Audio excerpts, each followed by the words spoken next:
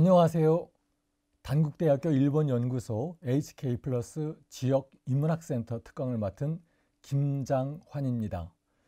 저는 용인문화원에서 사무국장 직책을 맡고 있으며 오랫동안 용인의 역사와 문화에 관해 공부를 해오고 있습니다. 오늘은 여러분에게 용인의 지리와 역사에 대해서 설명을 하겠습니다. 짧은 시간이지만 용인에 대한 이해를 넓히는 좋은 기회가 되기를 기대합니다. 먼저 용인의 인문지리 환경에 대해서 간단히 설명을 하고 이어서 유서 깊은 용인의 역사에 대해서 강의를 진행하겠습니다. 용인시는 지리적으로 한반도 중부 내륙에 위치한 곳으로 서울을 둘러싸고 있는 경기도 남부권의 중심에 자리 잡고 있습니다. 용인을 둘러싸고 있는 주변 도시를 살펴보시죠. 동쪽으로는 이천시, 서쪽에는 수원과 화성시, 남쪽에는 안성시와 평택시, 그리고 북쪽에는 성남시와 광주시가 이웃하고 있습니다. 어떤 사람들은 용인시 지형이 비상하는 독수리 형상을 닮았다고 하는데 여러분은 어떻게 생각하십니까? 독수리 그림과 닮았나요? 먼저 용인의 산과 하천에 대해서 알아보겠습니다. 용인시에서 가장 높은 산은 처인구 북동쪽에 위치한 말아가리산으로 595m입니다. 한자로 마구산이라고 합니다. 두 번째로 높은 산은 수지구 북서부에 위치한 광교산으로 582m입니다. 그래서 마구산과 광교산이 서로 동서양축을 이루고 있습니다.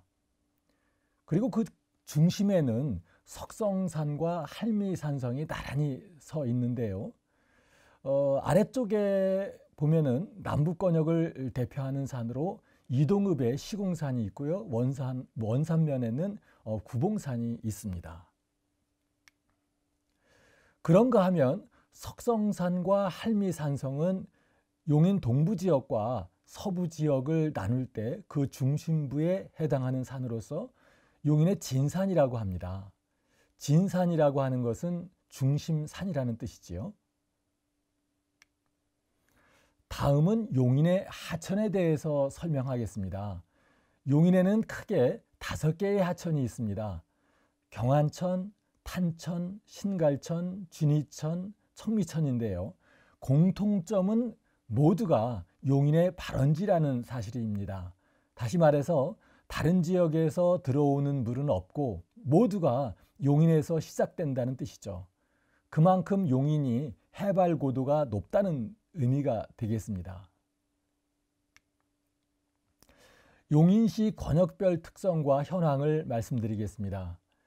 용인시 면적은 591평방킬로미터로 서울시 면적의 97% 정도에 해당합니다. 서울시와 거의 비슷한 면적을 가지고 있죠. 인구는 현재 110만으로서 경기도에서 수원 다음으로 많습니다.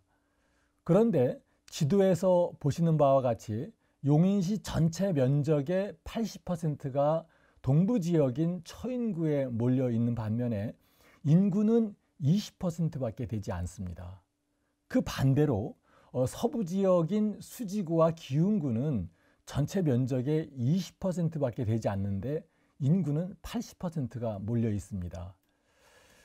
이것은 농촌지역인 동부지역과 도시화된 서부지역의 상반된 도시 구조를 보여주는 것으로서 경제적인 측면, 산업 구조적인 측면, 그리고 문화적인 측면에서 큰 격차를 보이고 있습니다. 앞으로 이러한 격차를 어떻게 극복하고 동서부 지역이 상생 발전하느냐 하는 것이 매우 중요한 과제라고 말씀드릴 수 있습니다. 자, 그러면 지금부터 용인의 역사에 대해서 설명을 드리겠습니다. 먼저 선사시대의 용인의 모습을 살펴보겠습니다. 구석기 시대입니다. 구석기 시대를 상징하는 유물이 뗀석기, 즉 타제석기인데요. 용인에도 채집된 곳이 여러 곳 있습니다. 모현읍 갈담리 파단마을에서 찌개 주먹도끼가 발견되었고요. 양지면 평창리 유적에서도 여러 가지 구석기 유물들이 발굴되었습니다. 여러분이 보시는 찌개 주먹도끼는 파단마을에서 발굴된 것으로서 구석기인들이 사냥이나 일상 용구로 사용했던 가장 원시적인 찌개돌입니다. 다음은 신석기 시대의 용인입니다. 용인에서 발굴된 신석기 시대의 유적은 구석기나 청동기 시대에 비해서 상대적으로 적은 편입니다. 그렇지만 현재 용인시 박물관에 소장되어 있는 신석기 시대의 유물로는 간돌도끼와 반달 돌칼이 있습니다. 구석기 시대를 뗀석기 시대라고 하면은 신석기 시대는 간석기 시대라고 하지요. 즉 갈아서 만든 석기라는 뜻입니다. 간돌도끼는 신석기 초반에 사용되던 것이고요. 반달 돌칼은 신석기 시대 후반에서 청동기 시대까지 사용되던 도구입니다. 특히 반달 돌칼은 곡물의 이삭을 따는 데 쓰인 농기구로 추정이 되는데 반달처럼 생겼다고 해서 반달형 석도라고도 합니다. 중앙에 2개의 구멍이 뚫려 있는데 구멍에 줄을 연결하고 그 사이에 손가락을 집어넣어서 사용을 했습니다. 이번에는 청동기 시대의 용인의 모습을 소개하겠습니다. 용인에서 발굴된 청동기 시대의 대표적인 유적 유물로 고인돌, 선돌, 세영동검, 거푸집이 있습니다. 이러한 청동기 시대의 유적 유물들은 하천을 끼고 그 주변에 분포되어 있는 것이 특징입니다. 앞에서 말씀드렸듯이 용인에는 경안천, 탄천, 신갈천, 진이천, 청미천 등 5개의 하천이 있는데 이 하천 주변에 청동기 시대 유적들이 집중 분포되어 있습니다. 용인시 각지에 분포되어 있는 고인돌과 선돌의 모습입니다. 이렇게 많은 청동기 시대의 유적들이 분포되어 있는 것으로 봐서 용인은 청동기 시대의 중요한 거점이었거나 유력한 집단이 용인을 본거지로 세력을 떨쳤을 것으로 보입니다. 먼저 고인돌 유적을 살펴보겠습니다. 고인돌은 청동기 시대의 대표적인 무덤으로서 지성묘라고 합니다. 고인돌이라는 명칭은 큰 돌을 받치고 있는 고임돌에서 유래되었습니다. 고인돌은 그 지역 부족장과 같은 유력자의 무덤임을 표시하기 위해 큰 돌을 올려놓은 특이한 형태의 돌무덤이라고 할 수 있습니다. 여러분이 보고 계신 모현읍 왕살리 고인돌은 한국외국어대학교 진입로 주변에 위치해 있는데 좌측에 있는 고인돌은 덮개돌의 무게가 31톤이나 되는 매우 웅장한 크기의 탁자식 고인돌입니다. 이것은 경기도에서 가장 큰 고인돌로 알려져 있습니다. 우측에 있는 고인돌은 받침돌이 무너져 내린 모습입니다. 똑같이 탁자식 고인돌입니다. 다음은 선돌입니다. 선돌은 말 그대로 서 있는 돌이라는 뜻으로 원산면 사암리 선돌이 대표적입니다. 특히 사암리 선돌은 여러 개가 나란히 세워진 열석의 모습을 보이고 있는 것이 특징입니다. 선돌은 보통 마을 입구에 세워져 있어서 마을을 지키면서 외부에서 들어오는 액을 막아주는 벽사적 기능과 함께 농경사회의 풍요를 기원하는 제의적 기능을 했을 것으로 추정이 됩니다. 오늘날의 장승과 같은 역할을 했다고 보시면 되겠습니다. 청동기 시대의 또 다른 유물은 모현읍 초부리에서 발견된 세영 동검 거푸집입니다. 거푸집이라고 하는 것은 동검을 만들 때 사용하는 동검의 틀을 말합니다. 그 틀 속에 청동 주물을 부어서 동검을 만드는데 다른 말로 주형 또는 용범이라고도 하지요.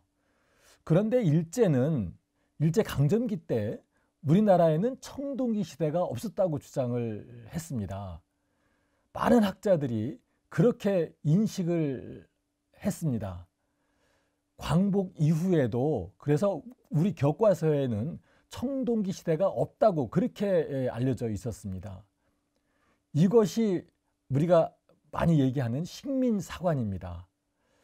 하지만 용인시 처인구 모현읍 초부리에서 세영 동검 거푸집이 발견됨으로써 우리나라에도 엄연히 청동기 시대가 존재했다는 사실을 확인하게 되었습니다. 고고학적으로 대단히 중요한 유물이 되겠지요. 발견된 유물은 현재 국립중앙박물관에서 소장하고 있고요. 여러분이 보시는 사진은 경기도 무형문화재 이완규 선생이 재현한 거푸집과 세영 동검의 모형입니다. 다음은 삼국시대 용인을 설명하겠습니다. 삼국시대 초기에 용인은 백제 땅이었고요. 그 이름을 묘르라고 불렀습니다. 서기 375년 고구려 장수왕이 백제 계로왕을 죽이고 한강 유역을 차지하면서 그때부터는 부성현이라고 부르기 시작을 했습니다. 이후 신라 진흥왕이 한강 유역을 차지한 이후 삼국 통일을 하게 되지요. 그러면서 새롭게 바뀐 지명이 거서현이었습니다. 삼국시대의 대표적인 용인의 유적이 할미산성과 보정동 고분군입니다. 할미산성은 포고급 마성리 할미산 정상부에 위치한 651m의 태매식 산성입니다. 태매식 산성이라고 하는 것은 산 정상부에 태를 두른 듯한 모습을 가지고 있는 산성을 말합니다. 2011년부터 5차례에 걸친 발굴 조사를 실시했는데 발굴 조사를 통해서 신라가 한강 유역을 차지한 6세기 중반에 산성이 축성된 것으로 확인이 됐습니다. 그것은 6세기 중반에서 7세기 중반까지 사용되던 신라 유물이 집중적으로 출토된 것이 그 단서가 되었습니다. 재미있는 것은 그 이후의 유물은 전혀 출토되지 않았습니다. 그 이유는 무엇일까요? 바로 삼국이 통일되었으니까 더 이상 산성이 필요하지 않았다는 뜻이죠. 할미산성은 신라가 삼국을 통일하기 이전 약 100년 동안 사용된 산성으로서 추정을 하고 있습니다. 당시는 삼국이 가장 치열하게 각축을 벌이던 시기였는데 한강 유역을 차지하고 있는 신라 입장에서는 북쪽에서 내려오는 고구려를 막아야 하고 남쪽에서 올라오는 백제를 막아야 했습니다. 그런데 당시 군사가 이동할 때는 험난한 산길을 이용하기보다는 평탄한 하천을 따라서 이동하는 것이 훨씬 수월했습니다. 그래서 고구려가 침략할 수 있는 경안천이나 탄천을 방어하고 동시에 백제가 올라오는 오산천으로 연결된 신갈천이나 진위천을 동시에 방어할 수 있는 꼭지점이 바로 할미산성이었습니다. 또한 당시 중국 당나라와 교류를 위한 해상 루트가 당항진이었는데 신라 사람들이 당항진으로 가기 위해서는 할미산성을 반드시 거쳐야 했습니다. 즉 할미산성은 당항진 진출의 통로로서 전략적으로 매우 중요한 입지 조건을 갖추고 있었다고 말씀드릴 수 있습니다. 출토 유물 중에서 우리가 특별히 주목해야 할 것은 부가구현 대부장경호라고 하는 신라 토기입니다. 이 토기는 6세기 중반에서 7세기 초반까지 약 1세기 동안 신라 사람들이 만들어 사용했던 것으로 연도를 추정하는 결정적인 단서가 되었습니다. 이 토기는 다음에 설명하는 보정동 고분군에서도 출토가 되었습니다. 할미산성과 함께 우리가 주목해야 할 신라시대의 유적이 보정동 고분군입니다. 사적 제500호로 지정되어 있는 보정동 고분군은 소실봉 남쪽 산막곡 터널 사면에 약 130기가 분포하고 있습니다. 이 보정동 고분군은 앞에서 설명한 할미산성을 축성한 신라인들이 남긴 고분군입니다. 조성 시기는 신라가 한강 유역을 차지한 6세기 후반부터 9세기까지 장기간에 걸쳐서 조성한 것으로 확인되었습니다. 현장에 가시면 발굴된 무덤의 유리창을 통해서 석곽분 안쪽을 들여다볼 수가 있습니다. 봉토분을 발굴한 결과 입구를 돌로 막아놓은 횡구식 석곽분이 많았는데 이것은 신라 계통의 무덤 양식으로 가족이 죽으면 추가장을 할 수 있는 그러한 구조입니다. 참고로 출입구에 굴이 연결되어 있는 횡혈식 무덤은 백제 계통의 양식입니다. 그러니까 동굴이 연결되어 있다는 뜻이죠. 그리고 수열식 무덤은 일반적인 형태로서 오늘날 우리가 쓰고 있는 무덤을 파고 만드는 그런 양식을 말한다고 말씀드릴 수가 있습니다. 보정동 고분군에서도 다양한 신라 토기가 발굴이 되었는데요. 할미산성에서 출토된 부가구현 대부장경호가 여기에서도 출토가 되었습니다. 이것은 할미산성을 축조한 신라인들이 보정동 지역에 집단을 이루면서 공동체 생활을 했다는 증거라고 할 수 있겠습니다. 보정동 고분군에서 발굴된 부가구현 대부장경호는 현재 국립중앙박물관에 소장되어 있습니다. 다음은 고려시대의 용인을 설명드리겠습니다. 고려시대에 들어서면서 용인은 용구현이라는 새로운 이름을 얻게 됩니다. 고려시대를 대표하는 용인의 유적은 우리나라 최초로 도자기를 만든 서리백자 요지를 비롯해서 영주 부석사에 버금가는 사찰이었던 서봉사 터와 현호 국사 탑비가 있고요. 고려를 침략한 몽골군을 물리친 처인성이 있습니다. 처인구 이동읍에는 두 기의 고려시대 백자요지가 있습니다. 하나는 사적 329호로 지정된 서리중덕마을의 요지이고요. 또 하나는 상반마을의 요지입니다.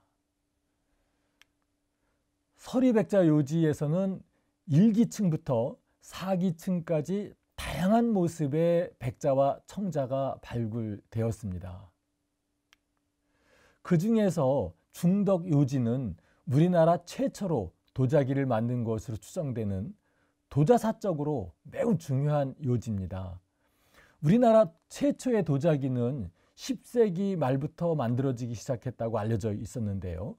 그런데 서리백자 요지를 발굴해 보니까 200년이나 앞선 9세기 초반에 이미 백자를 만들기 시작한 것으로 확인이 되었습니다. 즉 우리나라 도자기의 시원을 200년이나 앞당긴 셈입니다. 서리백자 요지의 중요성은 여러 가지 측면에서 설명될 수 있을 뿐만 아니라 우리나라 도자사에 너무나도 중요한 학술적 가치를 제공하는 귀중한 유적이라고 말씀드릴 수가 있습니다. 그리고 수지구 신봉동에 이 광교산이 있는데요. 이 광교산 자락에는 고려시대의 절터 서봉사지가 있습니다. 이 서봉사가 언제 창건되었는지 기록이 없기 때문에 정확히 알 수는 없지만 고려시대에 건립되어서 조선 후기까지 존속되었다가 폐사된 것으로 추정이 됩니다. 여러 차례 발굴조사를 통해서 영주 부석사와 유사한 가람배치 구조를 가지고 있었던 것으로 확인이 되었습니다. 아마도 중부지방 최대의 사찰이었을 것으로 그렇게 추측을 하고 있습니다. 서봉사지에는 현우 국사탑비가 유일하게 남아있는데요. 비문에 의하면 현우 국사는 고려 왕자의 신분으로 대각국사 의천의 사상을 계승하기 위해서 15세의 승려가 된 이후에 영주 부석사의 주지를 거쳐서 이곳 서봉사에 주석하다가 입적을 했다고 알려져 있습니다. 현우 국사탑비는 보물 제9호로 지정되어 있습니다.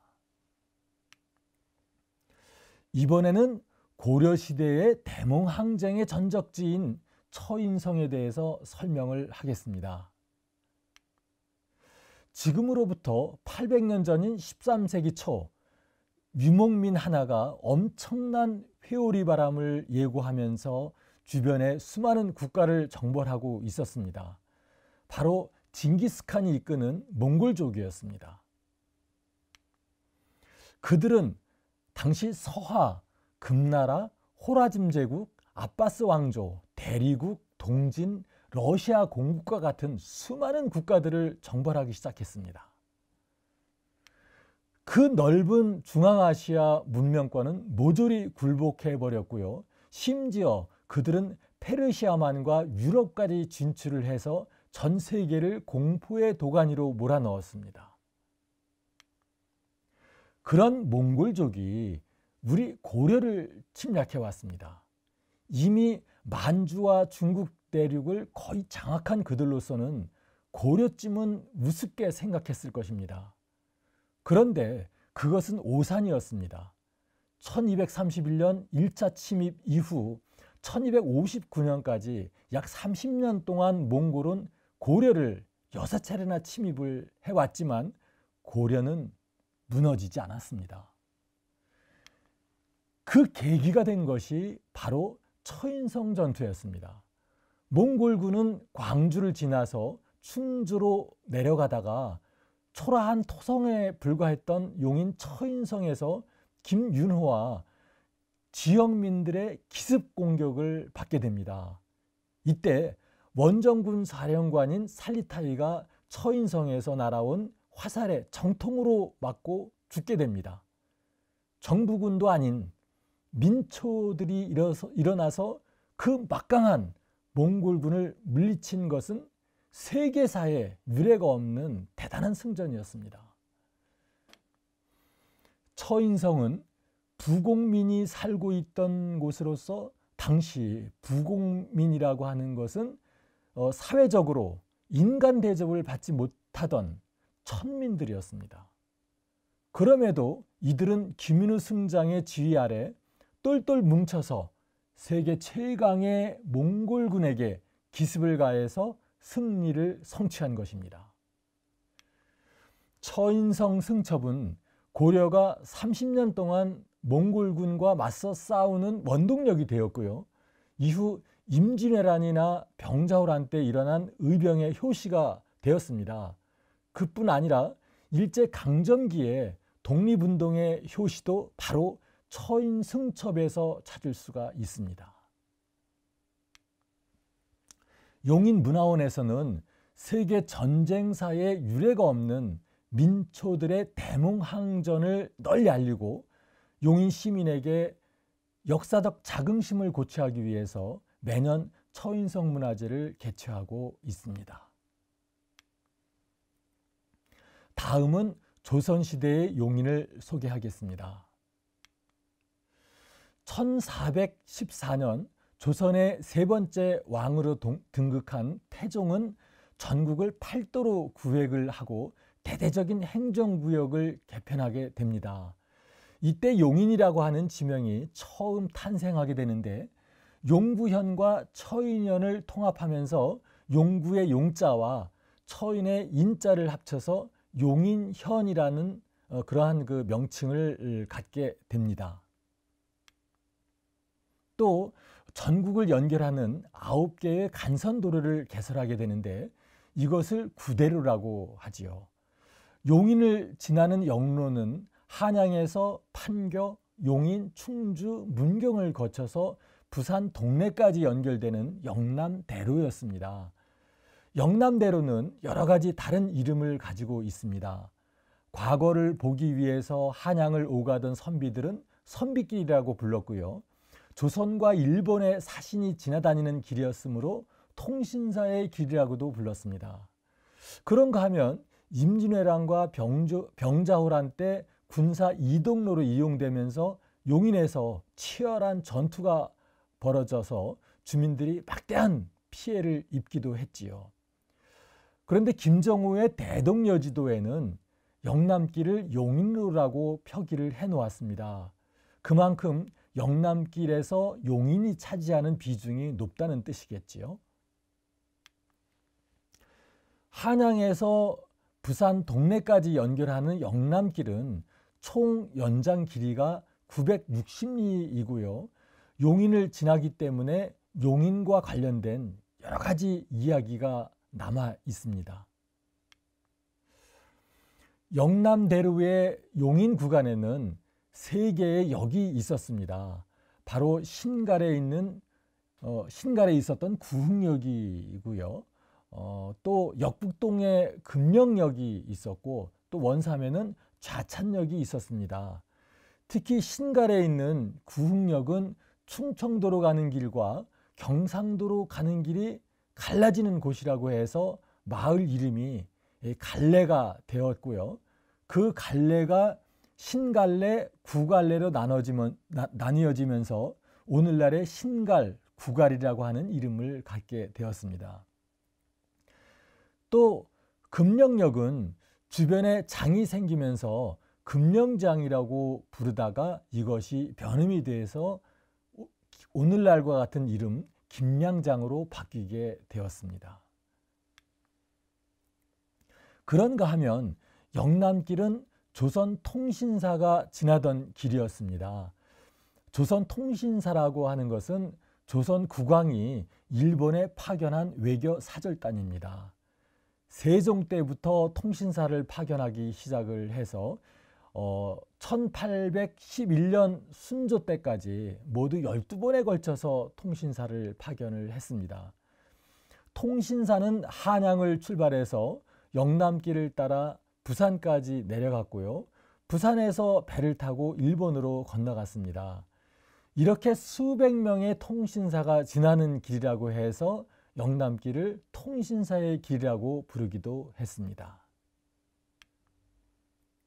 반면 1592년 일본이 조선을 침략한 임진왜란 때는 왜군이 3개의 편대로 나누어서 한양으로 진격을 했는데요. 2 편대가 영남길을 따라 올라왔습니다. 당시 일본군의 약탈과 방화로 양지에서 용인까지 이어지는 길에는 하늘이 3일 동안이나 시커먼 연기로 뒤덮였다고 하는 그런 기록이 있을 정도니까 주민들이 얼마나 많은 피해를 입었는지 상상할 수 있을 것입니다. 한양이 함락되고 조선의 그 선조가 이제 피난길에 나서게 되지요. 당시 그 왕을 구하겠다고 전라도, 경상도, 충청도에서 모인 3도 근황병이 5만여 명이나 되었는데요. 이들이 용인에 도착을 해서 풍덕천 일대에서 일본군과 전투를 치르게 됩니다. 그때 우리 근황병이 무참히 패배를 하게 되었는데요. 이것을 용인전투라고 합니다. 이어서 1636년 청태종 홍타이찌가 이끄는 12만 명의 청군이 우리나라를 침략해 온 병자호란이 일어났죠. 이때에도 용인에서 2번의 전투가 벌어졌습니다.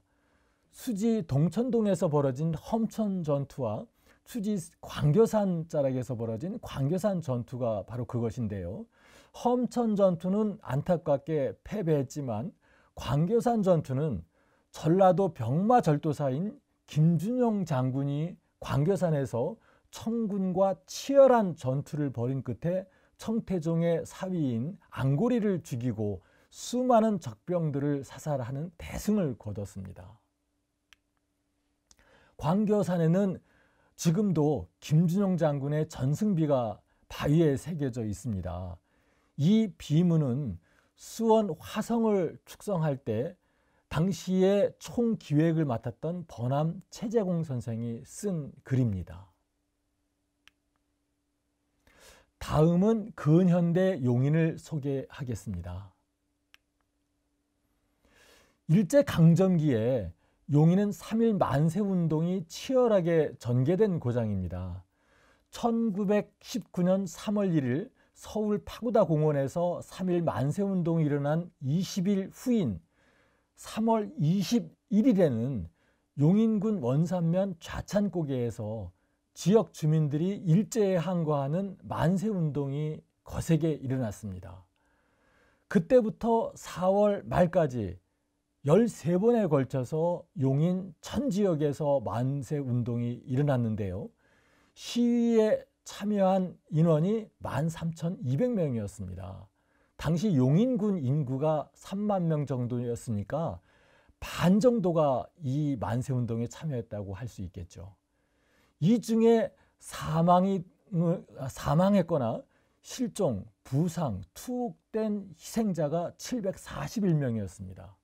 그리고 3.1 만세운동이 일어나기 이전 일제의 항거에서 항일 투쟁을 벌인 수많은 의병들이 있습니다. 이모교, 정주원, 이익삼과 같은 의병장이 대표적인 인물이라고 할 수 있습니다. 그런가 하면 1905년 을사늑약에 항거해서 자결한 인물들로서 주영국 서리공사를 맡았던 이한흥 열사와 이탈리아, 프랑스, 러시아와 같은 해외 많은 특명 전권공사를 역임하면서 다녔던 민영환 열사가 바로 그분들입니다. 뿐만 아니라 국내외에서 치열하게 항일 독립운동을 전개한 용인 출신 독립운동가들이 수없이 많습니다. 장지연, 남궁옥과 함께 황성신문을 창간을 해서 민족정신을 일깨운 유근선생, 그리고 신흥무관학교 교장으로서 독립군을 양성한 여준선생, 청산리 전투를 이끈 김좌진 장군의 스승 김혁장군, 또 3대가 독립운동에 헌신한 오광선 장군 일가, 그런가 하면 김원봉과 함께 의열단에서 항일 투쟁을 벌인 남정각 선생, 만주에서 항일 유격전을 전개해서 중국 공산당으로부터 영웅 칭호를 받은 이홍광 장군, 그리고 포은 정몽주 선생의 종손으로서 일제 관동군을 탈출해서 조선 의용군으로 활동했던 정철수 선생과 같은 수많은 독립운동가들이 있습니다. 그런 독립운동가들의 숭고한 정신을 기리기 위해서 용인시에서는 곳곳에 독립운동 기념공원을 조성하고 기념탑을 세웠습니다. 용인에서 최초로 만세운동이 일어난 좌찬고개에 조성된 3.1 독립운동 기념공원의 모습입니다. 이곳은 처인구 김양장동 통일공원에 조성된 항일 독립운동 기념탑입니다. 여기는 수지구 풍덕천동 새마을공원에 조성된 수집 3.1 만세운동 기념탑입니다. 그리고 이곳은 고기초등학교 앞에 세워진 표석인데요. 이 표석은 먼해 만세운동 발상지를 알리는 그런 안내판입니다. 지난 2019년이 3.1 독립운동 100주년을 기념하는 그런 해였죠. 그때 우리 용인시에서도 용인시청 광장에서 100주년 기념 행사를 개최를 했습니다. 바로 그때 모습입니다. 다음은 근현대 용인의 행정체제의 변화 과정을 말씀을 드리겠습니다. 1895년 지방관제 개편에 따라서 용인현이 용인군이 되었고요. 1896년에는 전국을 13개 도로 개편을 하면서 경기도 용인군이 되었습니다. 1914년 용인과 양지가 통합이 되고요. 죽산군 일부가 편입이 되면서 오늘날의 용인시 면적이 되었습니다. 그리고 1996년 3월 1일 용인군이 용인시로 승격이 되었고요. 2005년도에는 3개구가 신설되면서 처인구, 기흥구, 수지구가 만들어졌습니다. 2017년에는 정확히 8월 달인데 그때 용인시 인구가 100만을 돌파를 했고요. 그래서 현재는 110만에 이르는 인구를 가지고 있습니다. 이것은 경기도에서 두 번째로 큰 도시입니다. 바로 가장 큰 도시는 수원시죠. 바로 우리 용인시가 두 번째라고 말씀드릴 수가 있습니다. 또 2022년 1월 1일부로 용인 특례시로 승격이 되었습니다. 자, 특례시라고 하는 제도에 대해서 간단히 설명을 드리겠습니다. 2022년도부터 이 특례시라고 하는 제도가 처음으로 이렇게 실시가 되는데요. 이것은 새로운 형태의 지방자치단체로서요, 광역시와 기초자치단체의 중간에 해당한다고 말씀드릴 수가 있습니다. 용인 특례시가 되면서 어떤 기대 효과를 가져오게 되는지 몇 가지를 말씀을 드리면요.